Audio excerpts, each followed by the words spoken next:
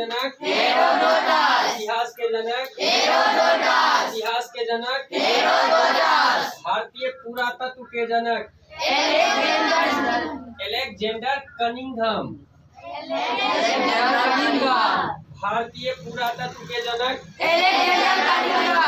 भारतीय पुरातत्व के जनक भारतीय पुरातत्व के जनक मानव द्वारा प्रथम पालतू पशु मानव द्वारा प्रथम पालतू पशु मानव द्वारा प्रथम पालतू पशु मानव का शिकारी काल या कहीं कहीं आखेटक भी लिखा होता है, तो मानव को आखेटक किस काल में कहा जाता था? पुरापाषाण काल। तो इतिहास, पूरे इतिहास को हम लोग 3 भागों में बांट के पढ़ते हैं। एक प्राचीन इतिहास, एक मध्यकालीन इतिहास और एक आधुनिक इतिहास। आधुनिक इतिहास ये 3 काल में, तो 3 काल में ये जो प्राचीन इतिहास है इसको 4 भागों में बांट के हम लोग पढ़ते हैं। 3 भागों में पढ़ते हैं। एक आ जाता है लास्ट में ताम्रपाषाण काल। तो इस प्राचीन इतिहास को 4 काल में हम पढ़ते हैं। पहला काल होता है पुरापाषाण काल, फिर होता है मध्यपाषाण काल, फिर होता है नवपाषाण काल, तब होता है ताम्रपाषाण काल। तो प्राचीन काल को हम लोग 4 भागों में बांट के पढ़ते हैं। कौन कौन काल? पुरापाषाण काल, उसके बाद मध्यपाषाण काल, उसके बाद नवपाषाण काल, उसके बाद ताम्रपाषाण काल। तो यही मानव का शिकारी काल या आखेटक किस काल में कहा जाता था? पुरापाषाण काल। मानव का शिकारी काल पुरापाषाण काल। मानव का शिकारी काल पुरापाषाण काल। मानव का शिकारी काल पुरापाषाण काल। मानव का शिकारी काल पुरापाषाण काल। चावल का प्राचीन साक्ष्य कहाँ से मिला है? कोल्डी हवा। कहाँ है ये कोल्डी हवा? उत्तर प्रदेश, जानता? उत्तर प्रदेश सटा हुआ राज्य है। तो उत्तर प्रदेश के इलाहाबाद नामक स्थान, जिसका नाम हो गया है इलाहाबाद, जंक्शन का नाम बदल के अब प्रयागराज कर दिया गया है। तो इलाहाबाद स्थान है, वही है कोल्डी हवा। ठीक है। तो चावल का प्राचीन साक्ष्य कहाँ से मिला है? कोल्डी हवा। चावल का प्राचीन साक्ष्य कोल्डी हवा। चावल का प्राचीन साक्ष्य कोल्डी हवा। चावल का प्राचीन साक्ष्य कोल्डी हवा। मानव द्वारा खोजी गई पहली धातु कौन सी थी? तांबा। मानव द्वारा खोजी गई पहली धातु कौन सी थी? तांबा। मानव द्वारा खोजी गई पहली धातु कौन सी थी? तांबा। मानव द्वारा खोजी गई पहली धातु कौन सी थी? तांबा।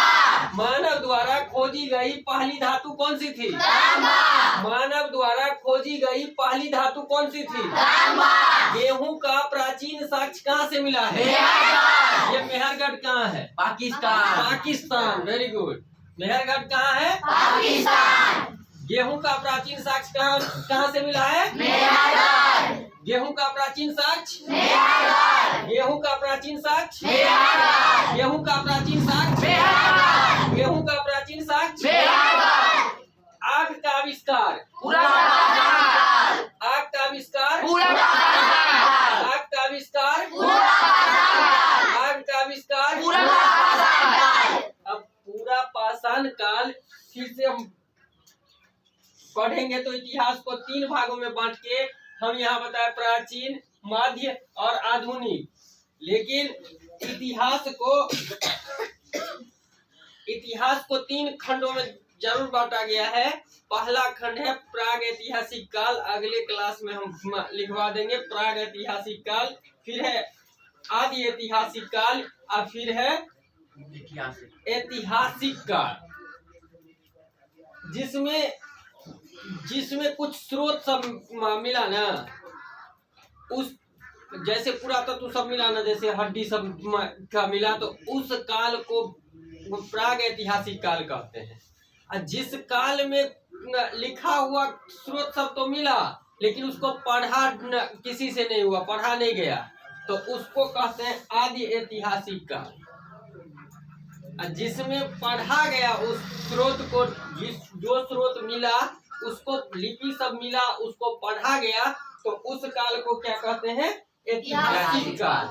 तो ये जो प्राग ऐतिहासिक काल है, इसको 4 भागों में बांटते हैं, जिसको हम प्राचीन इतिहास कहे, तो प्राग ऐतिहासिक काल को 4 भागों में बांट के पढ़ते हैं। ये चारों काल कौन कौन काल है? तो पहले बता दिए, पूरा पाषाण काल, मध्य पाषाण काल, नव पाषाण काल, ताम्र पाषाण काल।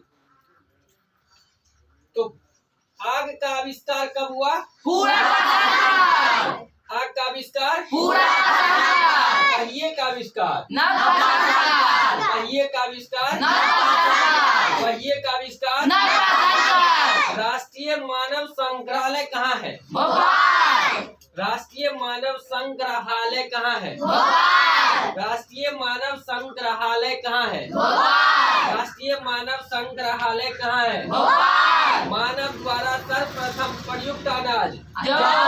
मानव द्वारा सर्वप्रथम प्रयुक्त अनाज जो।